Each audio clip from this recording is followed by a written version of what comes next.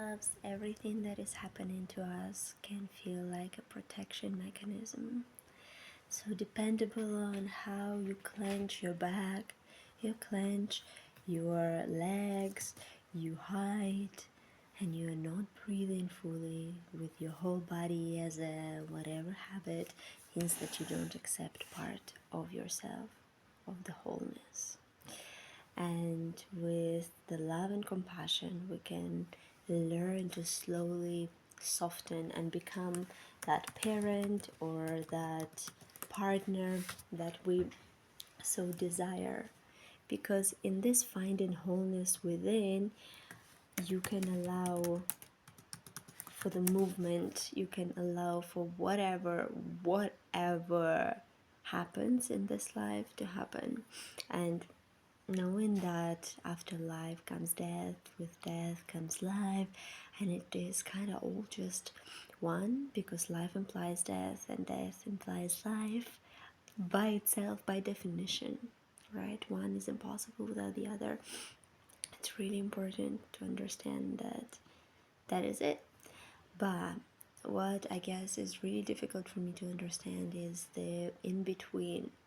So all the modes of self-torture and the torture that we produce to the world, all the unsafety of life, and at the same time trying to strive for that need of safety. And as women, I think, yeah, it's a little bit different from what it's like with men. So having transparent feminine friends and the groups where we feel safe is really important.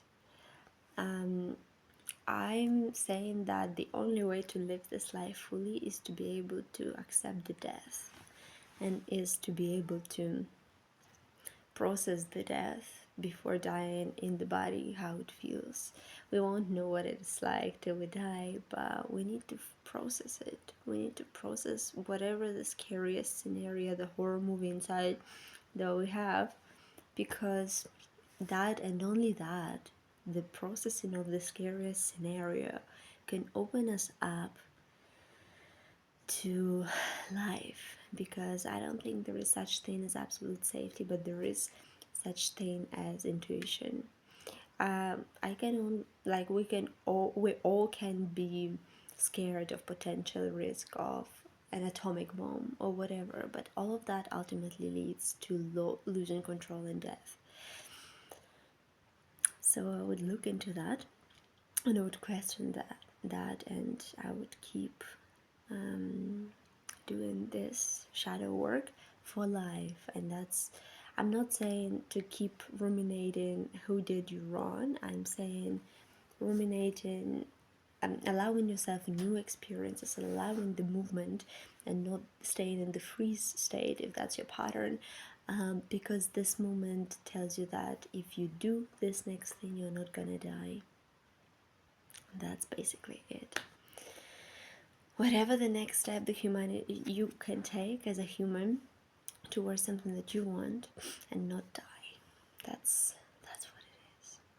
If you want to stay in contact, if you want some suggestions about practices, about things to read, about people to follow on Instagram, people who are not trying to promote some kind of polarity, like this is good, this is bad. So the people who are kind of understanding the totality, and the balance, and the wisdom of our bodies, and the wisdom of reconnecting to the bodies, and allowing the soul to lead, and giving space in the body.